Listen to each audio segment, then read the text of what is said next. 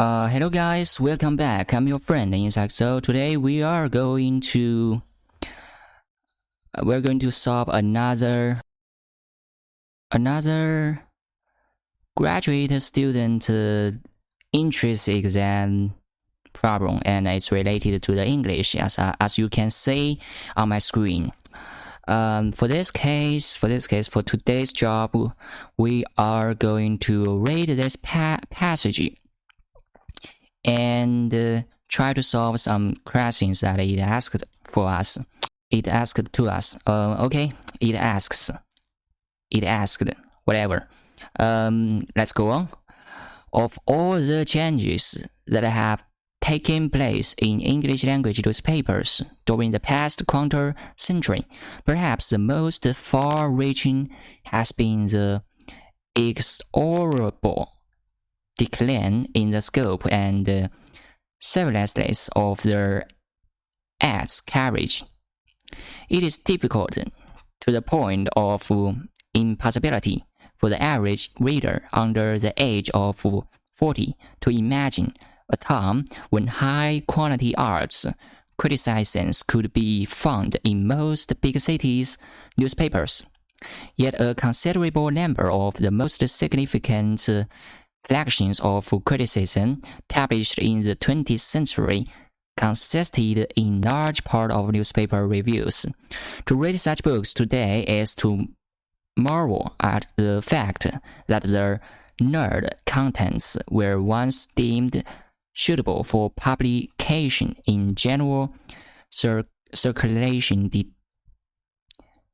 dailies. We are even farther removed from the unfocused newspaper reviews published in England between the turn of 20th century and the eve of the World War II. At a time when newsprint was dirt cheap and stylish arts criticism was considered an element to the publications in which it appeared. In those far-off days, it was taken for granted that the critics of major papers would write in detail and at length about the events they covered. Theirs was a serious business, and even those reviewers who wrote their learning lightly, like George Bernard Shaw and East Newman, could be trusted to know that what they were about. Those men believed in generalizing as a calling and were proud to be published in the Daily Prize. So few others have brains enough or literary gift enough to keep their own end up in generalizing. Newman wrote that I am tempted to define generalizing as a term of contempt applied by writers who are not read to writers who are. Unfortunately, these critics are virtually forgotten. Levin Cardus, who wrote for the Manchester Guardian from 1917 until shortly before his death in 1975, is now known solely as a writer of essays on the game of cricket. During his lifetime, he was also one of England's foremost classical music critics and a stylist so widely admired that his autobiography became a bestseller. He was lauded in 1967, the first music critic to be so honored. Yet only one of his books is now in print, and his vast body of writings on music is unknown save to specialists. Is there any chance that Carden's criticism will enjoy a revival? The prospect seems remote. Journalistic tastes had changed. long before his death. And postmodern readers have little use for the richly upholstered weak-wording prose in which he specialized. Moreover, the amateur tradition in music criticism has been in headlong retreat. As you could know, or I don't know if you have realized, if you have realized that this article is just so hard to understand. It's quite hard. To be honest, I couldn't understand what he was talking about at all. It's fucking ridiculous. Let's say it is indicated in paragraph 1 and 2 that the first one is arts criticism has disappeared from big city newspapers. Was that true? I don't know. Of all the changes that have taken place in English language newspapers during the past quarter century, perhaps the most far-reaching has been the inexorable decline. It's not, let's say, it's not convenient since this, I cannot just copy this text. Inexorable, impossible to stop or prevent. Inexorable. Perhaps the most far-reaching has been the inexorable decline in the scope and seriousness of the arts coverage. I think I could understand this paragraph. It said that one of the big changes in the English-based newspapers is that they do not take the arts serious anymore, or less serious. Okay, I guess that's the meaning of the first paragraph. Now let's read along with the second paragraph. It is difficult to the point of impossibility for the average reader under the age of 14 to imagine a time when high-quality arts criticism could be found in most big city newspapers. Yet a considerable number of the most significant collections of criticism published in the 20th century consisted in large part of newspaper reviews. Here's a word, consisted. Consisted was combined of, consisted in large part of newspaper reviews. To read such books today is to marvel at the fact that their nerd contents were once deemed suitable for publication in general circulation dailies. Here we got, let's say, two words. First one is deemed. Regard or consider in a specific way. And another word, general circulation. Circulation. Movement to and for or around something, especially that or flowed in a closed system. Circulation. Dailies, that's another word. Dailies. A newspaper published every day except Sunday. Dailies. So it's another word for everyday newspaper. So let's read this paragraph again to be able to understand it. It is difficult to the point of impossibility for the average reader under the age of 40 to imagine a time when high-quality arts criticism could be found in most big city newspapers. Yet a considerable number of the most significant collections of criticism published in the 20th century consisted in large part of newspaper reviews. To read such books today is to marvel at the fact that their nerd contents were once deemed suitable for publication in general circulation dailies.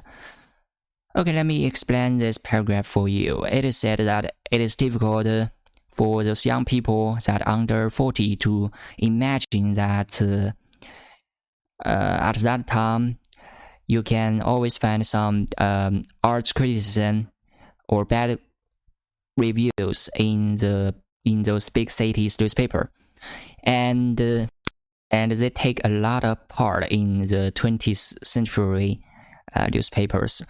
To read such a book, if you want to read the art criticism book today, let me rearrange my sentence. It is said that it's hard to believe that those contents, I mean the art criticism stuff, you can read today in books. In the past, they are something that was considered suitable for publication in general daily newspapers or dailies. This is a word. Okay, let's go back and read the question.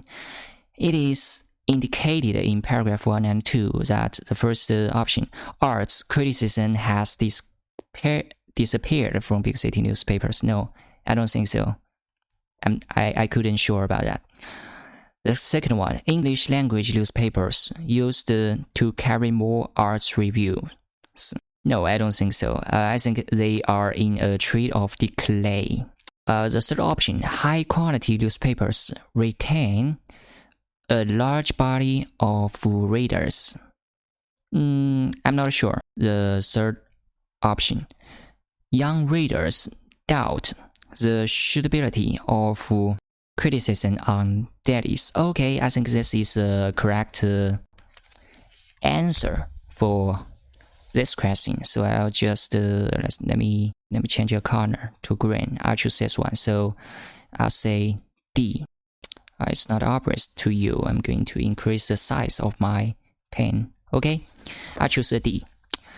Now let's look at the second question. Newspaper reviews in England before World War II were characterized by what? Yeah, I don't know that, so I'm gonna go back and read this article again. To be specific, we are going to read the paragraph 3. We are even farther removed from the unfocused newspaper reviews published in England between the turn of the 20th century and the eve of World War II. Here's a word, eve, E-V-E. The day or period of time immediately before an event or occasion. So it's another word for before something. I would say let's read along. At a time when newsprint was dirt cheap and stylish, arts criticism was considered an ornament to the publications in which it appeared. Here's another word, ornaments. Ornaments, a thing used to make something look more attractive, but usually having no practical purpose, especially a small object such as whatever, a little things, little stuffs to make your house or to make your stuff more attractive, more beautiful. Ornaments. So let's read this sentence again. Let's say, we are even farther removed from the unfocused newspaper reviews published in England between the turn of 20th century and the eve of World War II, at a time when newsprint was dirt cheap and stylish arts criticism was considered an ornament to the publications in which it appeared. So in another word for this sentence, in other words, it is said that we are far from the 20th century to the eve of World War II. In that period of time, in there or at that time, the English newspapers considered the art criticism stuff as an element for their newspapers. In those far off days, it was taken for granted that the critics of major papers would write in detail and at length about the events they covered. So they think that critics of some events are very important for the newspapers. Theirs was a serious business, and even those reviewers who wrote their nothing lightly, like Garage and someone, could be trusted to know what they were about. These men believed in generalizing as a calling and were proud to be published in the daily press. So in other words, those people are proud about what they have written in those daily newspapers. So few others have brains enough or literary gifts enough to keep their own end up in generalizing. Newman wrote that I am tempted to define generalizing as a term of contempt applied by writers who are not read to writers who are. Let's go back to the crashing. Newspapers reviews in England before World War II were characterized by 1. Phrasings, I don't think so. Casual style, probably. Elaborate layer is a word. Elaborate, involving many carefully arranged parts or details. Detailed and complicated in design and planning. Elaborate layout. No, I don't think so, because they said that it's just an element. It's just an element. And the third one, radical viewpoints. Radical, what is that? Radical, relating to or affecting the fundamental nature of something. No, it's not radical. It's not a radical viewpoint. It's just a casual style. A thing that they considered would be good to aid to their newspapers, just for fun. And let's go to the third question. Which of the following would Shaw and Newman most probably agree on? The two person, I think this is, let's say, this is two persons, the first one and second one. There are two people, two persons. Which of the following would the two person would agree on? Let's say the first one, it is the writer's duty to fulfill journalistic goals. Probably. It is contemptible for writers to be journalists. Probably. Writers are likely to be tempted into journalism. I think the D, they would agree on the D. I don't know. I need to read back those material again. Let's read this sentence. Theirs was a serious business, and even those reviewers who wear their learning lightly, like Jerry Bean Shaw and the two men, could be trusted to know what they were about. These men believed in generalizing as a calling, and were proud to be published in the daily press. So few others have brains enough or literary gift enough to keep their own end up in generalizing. Newman wrote that I am attempt to define generalizing as a term of contempt applied by writers who are not read to writers who are. So I think those two people, they just think that not all writers have smart enough or smart enough to be a journalist, but it can be an attention. So let's have a look at the first option. It is writer's duty to fulfill journalistic goal. No, I don't think they would agree on that. The second option, it is contemptible for writers to be journalists. Contemptible. This is a good word. It's similar to the contempt. I don't know if they are similar. Let's do a translation. Contemptible. Contemptible. Deserving. Contempt. Deserve contempt. Let's have a look at the contempt. The feeling that a person or a thing is beneath consideration, worthless, or deserving nothing. Yeah, that's a cool word. Someone is contempt. Someone is worthless. Someone deserves nothing.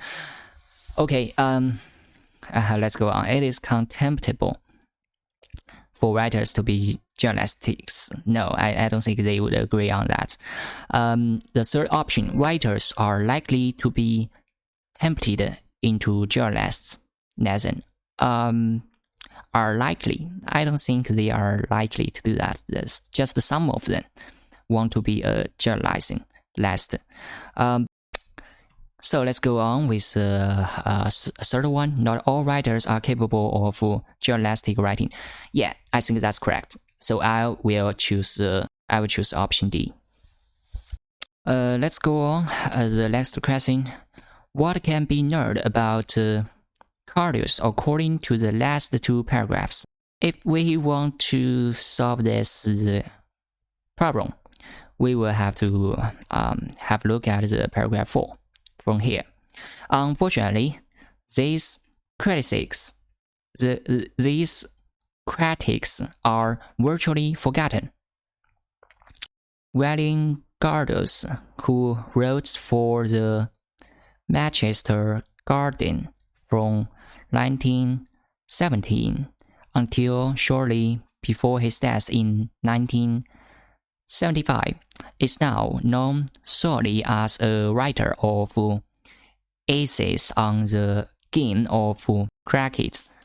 His word, cricket, an open-air game played on a large water field with balls. The object of the game being to score more runs than the opposition, so it's just a competition kind of stuff, probably. Let's go on. No, let's read the sentence again. Unfortunately, these critics are virtually forgotten. This person who wrote for a book, I guess, from that time until his death, is now known solely as a writer of essays on the game of cricket or the competition. I don't know. During his lifetime, he was also one of England's foremost classical music critics and a stylist, so widely admired that his autobiography became the bestseller. He was knighted in this time. This is another word. Knighted. Knight, a man who serves his whatever to whatever. Knighted, probably let's say, it's probably a way to say someone got an official position in their country, I guess. He was knighted, got some honor in his country. In 1967, the first music critic to be so honored, yet only one of his books is now in print, and his vast body of writings on music is unknown, save to specialists. So what's the problem? What can be learned about this man according to the last two paragraphs? His music, last two paragraphs. So we have to read another paragraph. Is there any chance that Cardian's criticism will join a revival? The prospect seems remote. Journalistic tastes had changed long before his death, and postmodern readers have little use for the richly This is another word. Upholster, provider, furniture with a soft padded covering. So it's just some makings about your house, the inner house. The postmodern reader have later used for the richly upholsters the weak word in prose in which he specialized. Moreover, the amateur tradition in music criticism has been in headlong retreat. This is a damn hard sentence. To be honest, I couldn't have a clue about it. But don't worry, let's just read it again. Is there any chance that Gaudius' criticism will enjoy a revival? The prospect seems remote. Prospect. That's another word. Prospect. The possibility or likelihood of some future event occurring. So is there any chance that this man's stuff will reappear? No, it seems to be remote. Geolastic test had changed long before his death. So it changed so early before his death. And postmodern readers have later used for the rich stuff in which he specialized. Moreover, the matter tradition in music criticism has been in headlong retreat.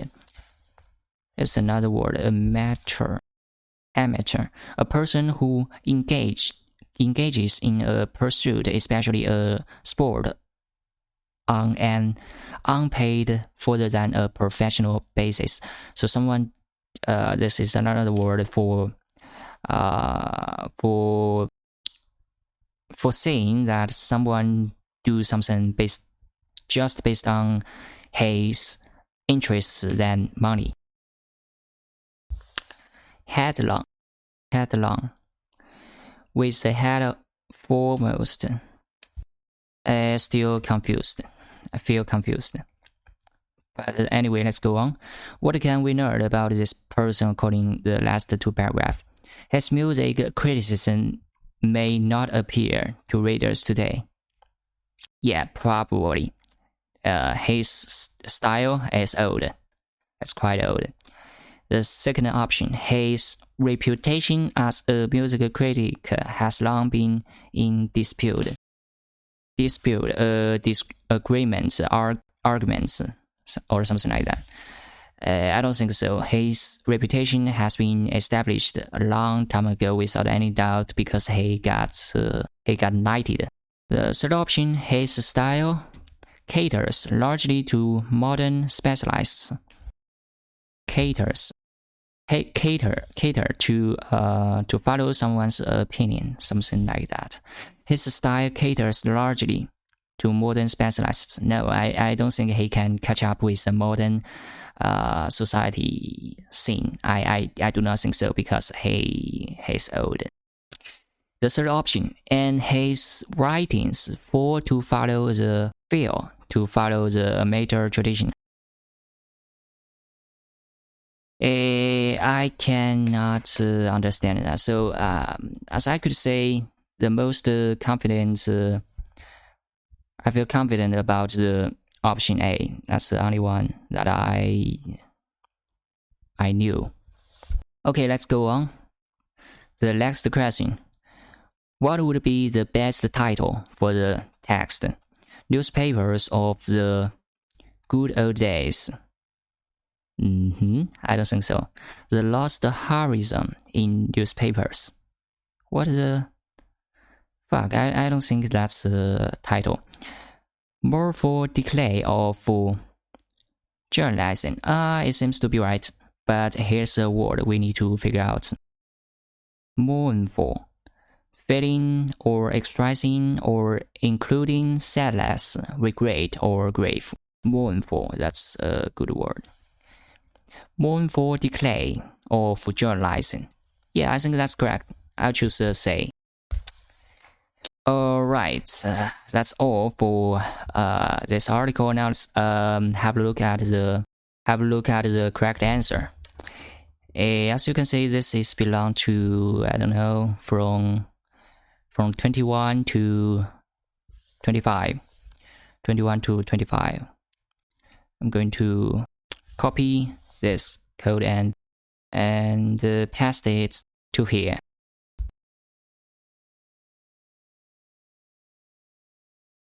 Okay, this is our right answers, and you can see we got an error.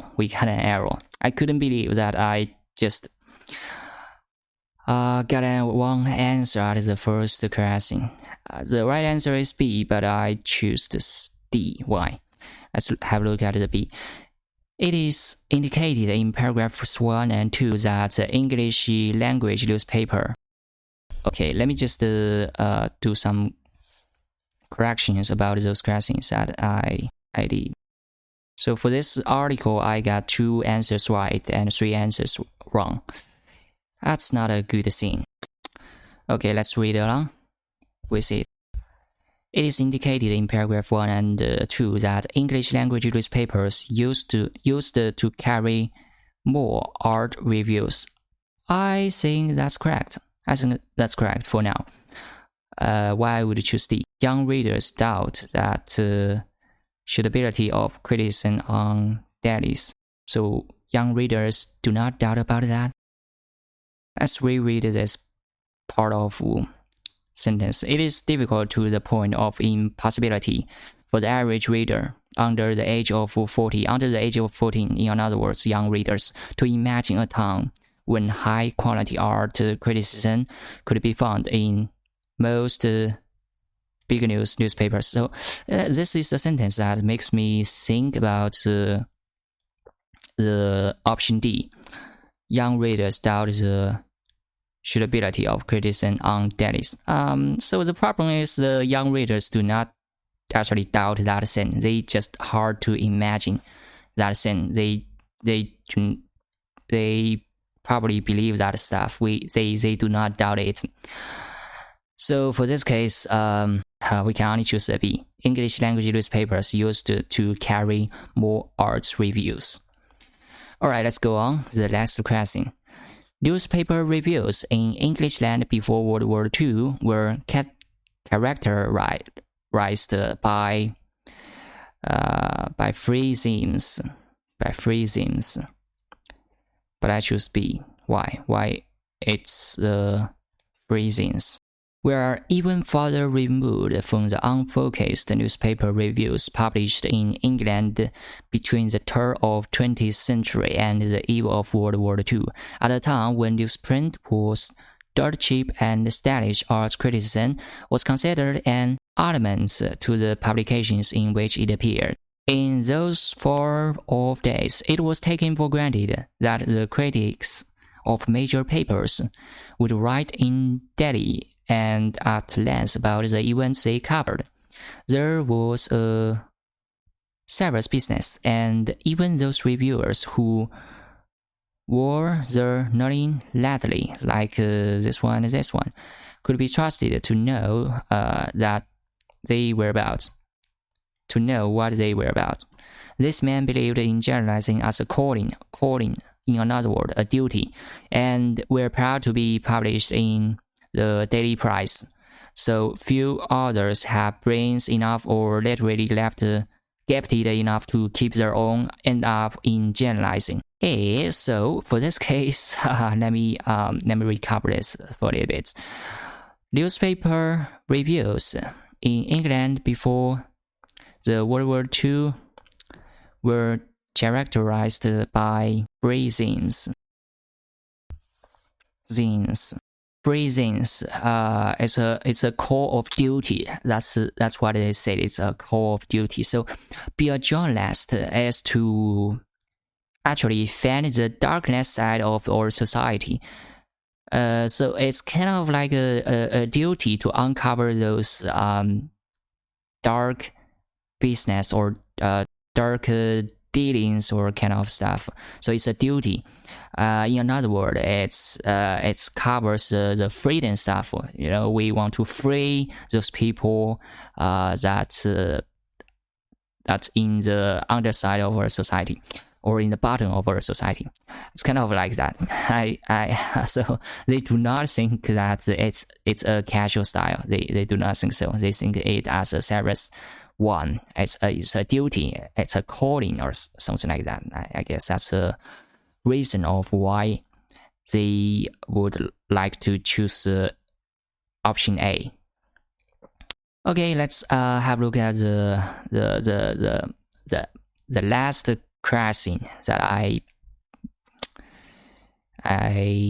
did something wrong about it. What would be the best title for this text? The D, prominent critics in memory. What's prominent, important, famous, prominent critics in memory? Important critics in memory. To be honest, no, the correct answer is B. Why I would read the option D? That makes sense. Let's read the B. The lost horizon in newspapers. The lost horizon. The line at which the earth's surface and the sky appear to meet. The lost horizon in newspapers. What the fuck? I do not think that's the best title at all. That it's kind of abstract. So I need to actually check out the details answer about those questions. I do not think I could solve this kind of problem by my own.